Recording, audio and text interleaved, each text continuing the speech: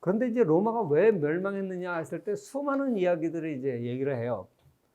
뭐 제일 큰 게 이제 상비군들이 이제 약해지면서 결국 나중에 이제 다른 이방 군대까지 이제 의지하고 뭐 이런 그 경제력의 약화와 군사력의 약화, 그걸 이제 많이들 꼽죠. 그 다음에 이제 도덕적인 부패, 로마가 성적으로 상당히 타락했었다는 건 여러분 잘 알죠. 이 로마가 기독교화가 되게 된 이유 중에 하나를 이 성적 타락을 꼽아요. 지난번에 가리클라 황제에 대한 얘기를 했지만, 뭐 동성애뿐만이 아니라 가리클라 그 영화에 보면 동성애도 많이 나오고, 심지어 수간, 짐승하고 섹스하는 수간도 나오고, 그 다음에 마치 그냥 막 다 남녀가 그냥 때로 섞여서 하는 혼간, 뭐 이런 굉장히 그 타락한 모습들을 보이는데, 그러다 보니까 성병이 만연하게 됩니다. 지금처럼 의술이 좋은 시대가 아니기 때문에 이 성병에 걸리면 죽어요. 그뿐만 아니라 성병에 걸리면 자기 자식이, 온전한 자식이 안 나요. 그래서 그 시대 그 카리큘러 영화에 보면 그 기형아들이 굉장히 많아요.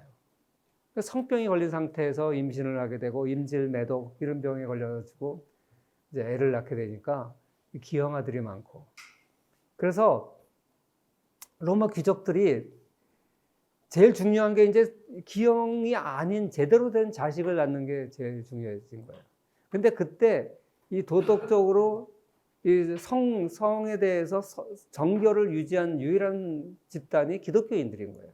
기독교인들은 이 자기 몸을 더럽히는 거에 대해서 굉장히 타부시를 했고, 그래서 이 결혼할 자기 배우자 아니면 성관계를 갖지 않는 걸 원칙으로 했기 때문에 로마 상류층에서 즐길 때는 아무 여자나 하고 즐기다가도 자기 배우자를 선택할 때는 기독교 여자를 찾는 거예요. 왜? 그래야 제대로 된 애를 낳을 수 있으니까. 그러니까 기독교가 원래는 하층 종교였는데 또 이방 종교였는데 이게 로마 상층부로 급속하게 빠져 들어간 이유가 로마 귀족들이 다 기독교 여자를 찾은 거예요. 그래가지고 나중에 황제의 엄마, 황제의 부인 이런 사람들 다 크리스찬이 되니까 자연스럽게 데오도시우스 황제 때 국교까지 지위까지 올라가게 된 거죠. 그래서 로마의 몰락의 원인은 도덕적 부패다 이렇게 보는 사람도 있고, 오히려 로마가 또 기독교화되는 데는 부패 때문에 그 기독교화됐다. 그 다음에 이제 로마인들이 그 수도를 이제 수도교를 만들었잖아요. 그래서 그 대량의 물을 보낼 때 이제 수도교를 통해서 했는데, 집집마다 들어가는 데는 이제 파이프를 쓸 수밖에 없는데, 아직 동관 같은 걸 만들기에는 이제 기술이 떨어지니까 제일 부드러운 쇠가 납이에요, 납. 그래서 아주 미세한 부분은 납으로 된 관을 썼는데, 이 납이 이제 중독을 일으키잖아요. 그래서 이 납 중독 때문에 기형아들이 또 많이 생겼다.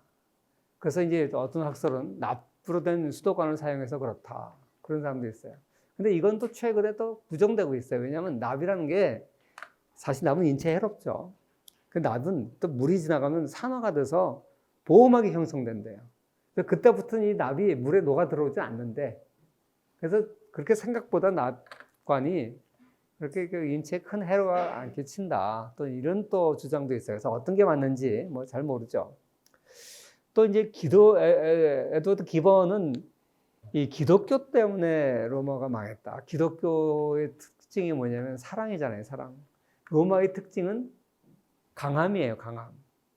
무자비하고 강한 거예요. 강한 걸 숭배하는 전통이 있었어요. 근데 기독교는 사랑의 종교예요.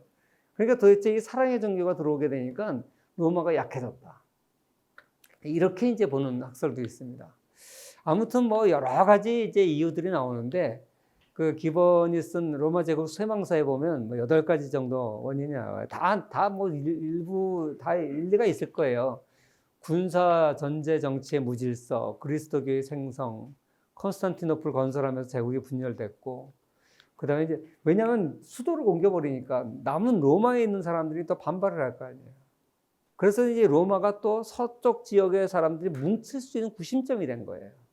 그러니까 이제 제국이 완전히 두 조각이 나기 쉬웠던 거죠. 거기다가 교황도 아까 이제 네오 1세가 이제 서로마 서방교회 교황이 됐는데, 콘스탄티노플에 가니까 거기서 또 이제 그 콘스탄티누스가 다른 교황을 또 임명을 하는 거죠. 그러니까 교황이 2명이 되는 거예요. 양쪽에. 그러니까 종교도 분리가 되죠. 지금 동방 종교는 지금 캐서릭은 서방 종교, 서방 천주교고 동방 종교는 따로 있잖아요. 그래서 나중에 교황이 둘이 되니까 또 이거 둘을 합치려고 제3의 교황을 세우고, 그건 뭐 나중에 중세 때 또 그런 일이 벌어지고, 아무튼 양쪽의 교회가 달라요. 그래서 교리도 달라지고, 그래서 오늘날 이 동방 종교는 이집트라든지 뭐 러시아라든지 이쪽에 있는 동방 종교, 서방 종교하고는 굉장히 다르죠. 나중에 중세 때 가면 굉장히 다른 모습으로 나타나는데, 그때 이제 성상 파괴니 뭐 이런 걸로 굉장히 교리가 달라져요. 그때 가서 이제 얘기를 하기로 하고. 아무튼 뭐 그 외에도 이제 게르만족의 이동, 여기 이제 스키타이 야만족, 이게 훈족 같은 걸 말해요. 이런 목축업을 하는 이런 야만족들. 그 다음에 이제 이슬람교가 이제 5세기, 6세기 이제 일어나게 되죠. 나중에 결국 이제 이슬람교가 강해지면서 로마 지역이 거의 대부분 이슬람화 돼버리죠. 그 다음에 교황이 이제 레오 1세 이후에 세속 통치에 이제 개입을 하기 시작하고, 십자군 원정은 이제 그 10세기, 11세기 얘기예요. 그러니까 저거는 이제 서로마 제국은 몰락하고 동로마 제국 때 얘기니까, 십자군 원정. 뭐 아무튼 이런 것들을 이제 로마가 제국이 쇠망하게 된 원인이다. 이제 이렇게 얘기를 하는데, 보통 로마 제국의 멸망을, 서로마 제국의 멸망을 로마 제국의 멸망으로 봅니다. 동로마 제국은 그로부터 1000년 이상 지속됐으니까, 동로마 제국은 이제 중세 후반기에 거의 멸망되니까, 보통 로마의 멸망이다 그러면 로마 제국을 말해요. 그래서 이 로마의 멸망에 대해서 여러 가지 이제 학설들이 있는데, 사실 더글라스 노르스는 이 로마 멸망에 대해서 다른 각도로 봅니다. 이걸 거래 비용 이론으로 설명을 하게 돼요. 거래 비용이 뭐냐 하면, 우리 눈에 잘 보이지 않은 잡다한 비용을 거래 비용이라고 그래요. 여기 보면 거래 비용을 잠시 이제 설명을 했는데, 신고전학파에서는 비용 개념 속에 기회비용까지를 포함시키죠. 회계학적 비용에는 기회비용은 안 들어가죠. 우리가 흔히들 마지널 코스트, 뭐 토탈 코스트 이런 걸 얘기할 때 코스트라는 개념은 회계학적으로는요, 기회비용은 포함이 안 됩니다. 내가 만약에 다른 직장을 가졌더라면 얻을 수 있는 소득, 그런데 내가 이 일을 함으로써 그 포기해야 되는 소득, 그걸 기회비용이라고 그러잖아요. 그 기회비용을 회계학적으로는 들어가지 않습니다.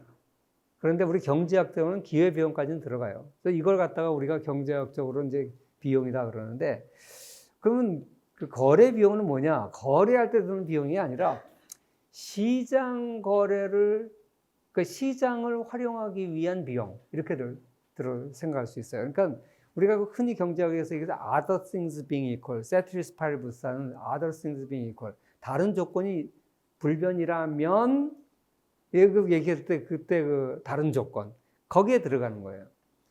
그러니까 이제 물건을 만들어내려면 생산 비용이 들잖아요. 그 생산 비용을 흔히 전환 비용이라고 그래요. 전환 비용.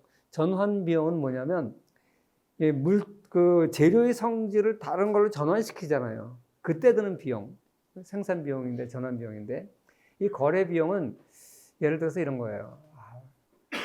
내가 그 물건 사러 갈 때 고민을 하잖아. 이걸 살까 저걸 살까. 그러라고 시간도 들고, 그걸 결심하기까지 뭐 물건 이렇게 광고도 좀 봐야 되고, 그런 시간들이 있잖아요. 그거는 사실 생산 비용이 안 들어가요. 근데 시장을 활용하려면 그런 비용이 다 있는 거죠. 생산자도 있고 소비자도 있고. 이런 잡다한 비용들을 거래 비용이라고 그래요. 그래서 그 제도학파에서는 이 거래 비용을 굉장히 이제 중요하게 여기는데, 우리 경제학에서는 이제 예를 들어서 이런 거예요. 물류 비용 같은 거 있잖아요. 도소매 할 때 창고 비용, 이건 다 생산 비용에 들어가요. 왜냐하면 이 창고업이라는 것은 결국은 한참 물건이 출하될 때, 흔할 때 안 팔고 그때 팔면 물건이 싸니까 보관했다가 비싸질 때 파는 거잖아요.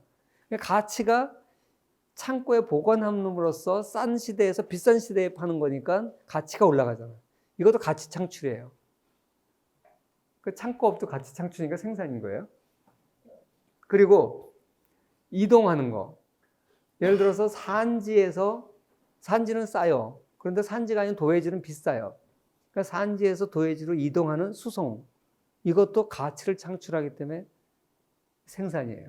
그러니까 이렇게 물류 비용은 다 생산 비용에 들어갑니다. 이런 것 말고 정보 비용 또는 이제 생산으로 치면 사람을 감시하는 비용 이런 게 다 생산 비용에 구체적으로 나타나지 않은 잡다한 비용들을 우리가 거래 비용이라고 그러는데 더글라스 놀스는 이 거래 비용을 가지고 로마 멸망을 설명해요. 이 야만족들이 그때 야만이란 게르만이라든지 아까 얘기했던 초원지대에 있던 훈족이라든지 이런 사람들이 이제 인구가 많아지니까 이 사람들이 이동을 해서 자꾸만 국경을 침범하게 되는데 처음에는 떼거지로 몰려서 전쟁하자고 덤비는 거 아니에요. 그냥 가난한 농민들이 접경지대에 와서 살고 그러다가 이제 한 번씩 흉년이 들어서 먹거리가 없으면 약탈해 가고 그리고 또 도망가고 뭐 이런 거죠. 근데 그걸 방어해주는 군사력이 충분하면 그걸 방어해 줄 수 있는데 그게 충분하지 않은 거예요. 그런데 국경이 워낙 넓으니까 이 넓은 국경을 다 방어하기에는 어마어마한 군사력이 드는데 더 이상 이제 점령할 지역도 없고 그러고 나니까 그리고 부정부패는 많아지고 고정 경비는 많이 들고 그러니까 점점 로마 사회가 경직화되면서 엄청난 이 관료 비용을 감당할 수가 없는 거예요. 그래서 이제 조세를 자꾸만 올리는 거예요. 초기에 로마는 작은 정부였습니다. 그래서 나중에 국방비가 많이 되니까 세금을 자꾸만 올리고 그러니까 여기에 대한 반발이 생겨나고 그러니까 사람들이 제국에 대해서 세금도 제대로 안 내고 세금을 안 내니까 내는 사람들한테 더 많이 걷고 그런 악순환이 생기는 거죠. 그래서 지방 이제 외곽에 있는 곳부터 반란이나 약탈이 있을 때 중앙군을 보낼 수가 없는 거예요. 그러니까 일반 농민들은 어떻게 되겠어요? 내가 농사를 지었는데 가을에 이방에서 게르만족들이 약탈을 와서 다 뺏어가. 사람 죽이고. 그런데 로마 군대는 안 와. 그럼 어떻게 되겠어요? 농사를 지어야 말아요. 근데 거기서도 그 안전한 지역은 누구냐? 지방 영주들, 지방에 있는 세력가들. 이런 사람들은 자기 자체 군대가 있기 때문에 굳이 로마 군대가 오지 않아도 지킬 수가 있어요.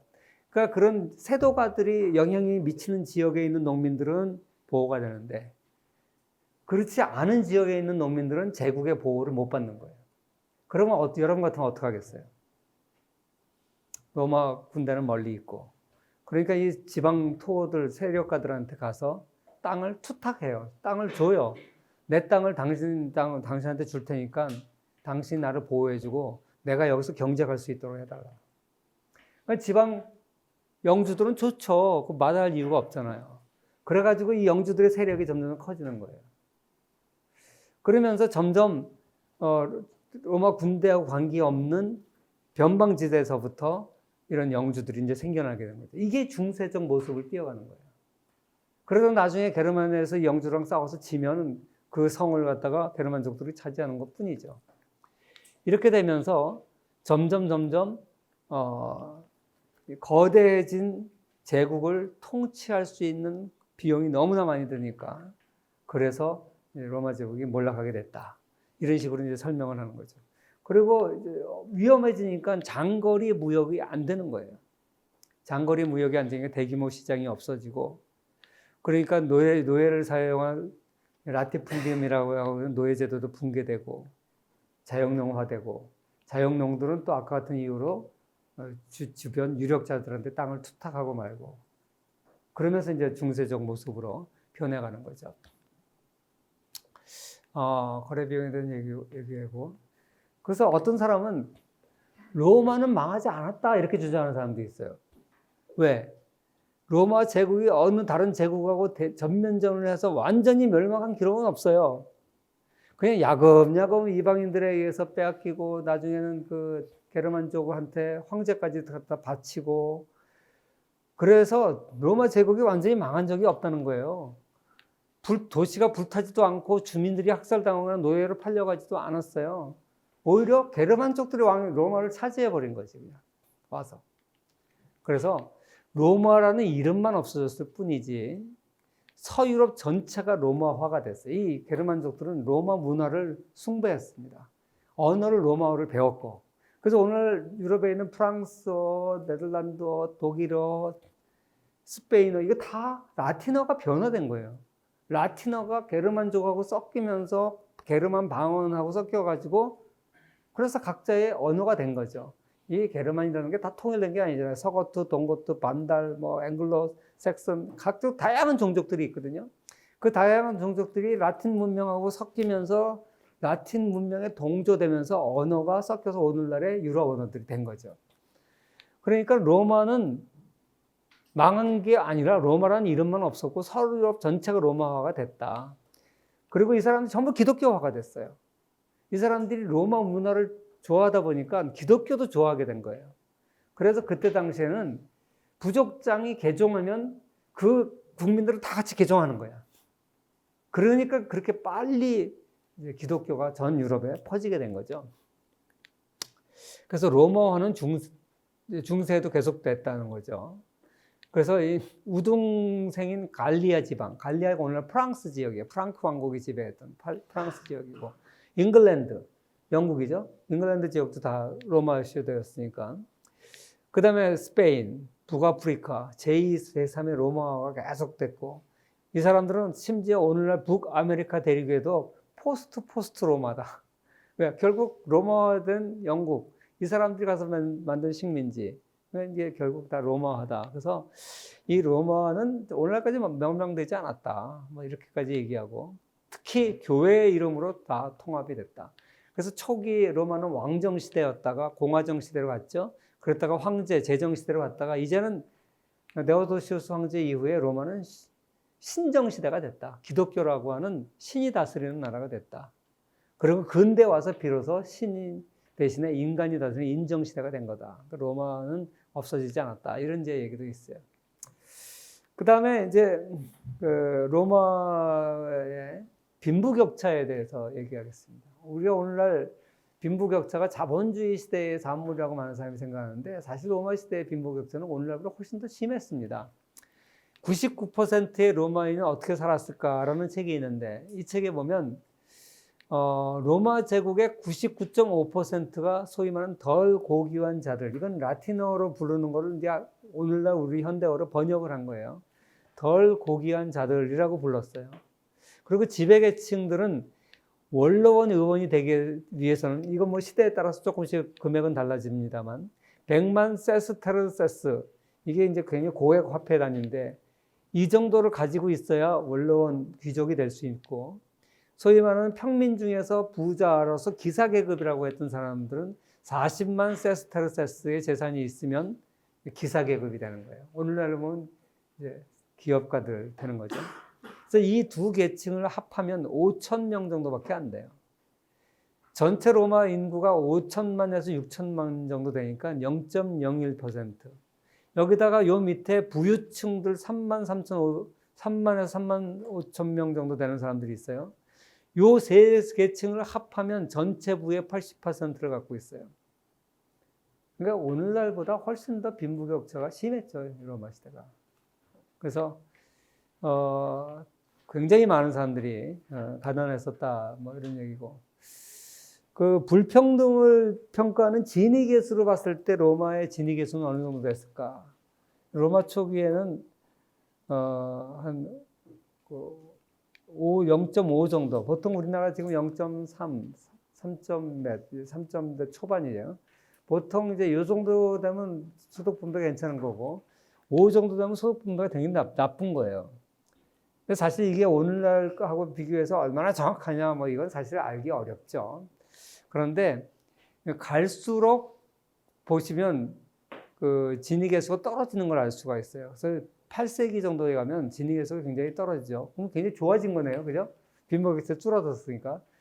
빈부격차라는 측면에서 보면 좋아진 거지만 이건 어떤 의미냐, 빈곤화와 평등화가 같이 간 거예요. 로마가 서로마 제국이 몰락하고 나서 게르만족이 이동하고 나서 로마 전체의 생활 수준이 계속 떨어집니다. 장거리 무역도 다 없어지고 자급자족 시스템으로 들어가고 그러면서 굉장히 생활 수준이 나빠지거든요. 그래서 5세기 혼란기의 인구를 다시 회복하려는데 500년이 걸려요. 10세기에 가서야 5세기의 인구가 회복이 돼요. 그러니까 그 많은 사람이 다 전쟁으로 죽은 거거든요. 먹고 살기 어렵고 과거에 흉년이 있으면 무역상들이 들어와가지고 무역이 되면 흉년을 극복할 수가 있는데 무역도 안 되고 그래서 계속 진위계수가 떨어지는 게 빈곤화와 불평등 감소와 동시에 일어났다. 이렇게 오늘날 이제 해석을 합니다. 그리고 이제 이 빈곤층에 대해서 그럼 로마 시대의 빈곤층에 대한 관심은 어떠했을까?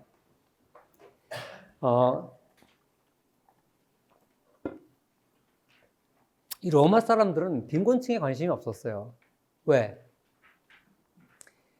물론 아까도 얘기했지만 장군들이나 이런 유력자들이 죽을 때 공공시설을 많이 기증했다 그랬잖아요. 공공시설 많이 기증했으니까 좋은 건가요? 사실 가난한 사람들 위해서 시설을 기증한 거 아니에요. 자기 이름을 남기기 위해서. 그리고 이 공공시설은 전체 로마 시민들이 쓰는 거죠. 그래서 기증한 거지. 무슨 가난한 사람들을 배려해서 한 거 아니에요. 오히려 가난한 사람들을 멸시했어요. 그리고 가난한 사람과 내가 차별된다는 것을 나타냄으로써 우월감을 가지는 거예요. 그러니까 오늘날 현대인 인류가 가지고 있는 사랑의 감정, 자비심, 정의감 이런 거하고는 거리가 멀어요. 약자를 갖다가 잘 대해준다. 이건 약함의 표시예요. 약자는 무차별하게 짓밟아야 된다는 것이 이때 로마 사람들의 생각이에요. 가난한 사람 앞에서 거드름을 피우는 게 정상적인 거죠, 오히려. 그래서 이 가난한 사람들을 돌봐야 된다고 하는 이 개념이 생겨난 것은 기독교가 전파되고 나서의 얘기예요. 시간이 다 된 것 같은데, 요 슬라이드가 여러분들한테 아마 빠진 것 같은데, 요거 내가 새로 보충을 한 것 같은데, 요 슬라이드는 새로 내가 올려놓고 나서 다음 시간에 조금 보충하고 중세를 들어가기로 하겠습니다. 오늘 이만 하겠습니다.